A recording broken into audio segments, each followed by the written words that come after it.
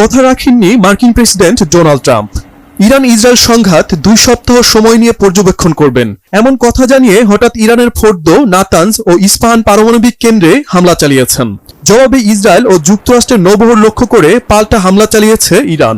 তেল আবিবের বেনগুরিয়ন বিমানবন্দর, জৈবিক গবেষণাগার সহ একাধিক গুরুত্বপূর্ণ অবস্থানে অন্তত 30টি মিসাইল হামলা চালিয়েছে তেহরান। হামলায় ক্ষতিগ্রস্ত মার্কিন নৌবহরটির অবস্থান বাহরাইনে। ইরানের পারমাণবিক স্থাপনায় হামলাকে সফল বলে দাবি করেছেন মার্কিন প্রেসিডেন্ট ডোনাল্ড ট্রাম্প। ফোর্দো পারমাণবিক স্থাপনায় 12টি বাংকার ব্লাস্টার বোমা ফেলার দাবি করেছে ওয়াশিংটন। মার্কিন নৌবাহিনীর সাবমেরিন থেকে 30টি TLAM ক্রুজ মিসাইলও ছোড়া হয়েছে ইরানের নাতানজ আর ইস্পাহান পারমাণবিক স্থাপনায়। এজন্য ট্রাম্পকে অভিনন্দন জানিয়েছেন ইসরায়েলের প্রধানমন্ত্রী বেনিয়ামিন নেতানিয়াহু।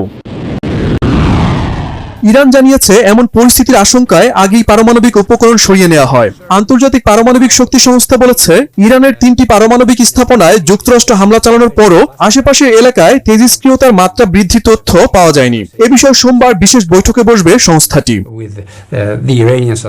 আলোচনার আহ্বানে ইরানের পররাষ্ট্রমন্ত্রী আব্বাস আরাগচি যুক্তরাষ্ট্রের সমালোচনা করেছেন। আরাগচি বলছেন, পারমাণবিক কর্মসূচি নিয়ে সমস্ত আলোচনা ভেস্তে দিয়েছে ওয়াশিংটন।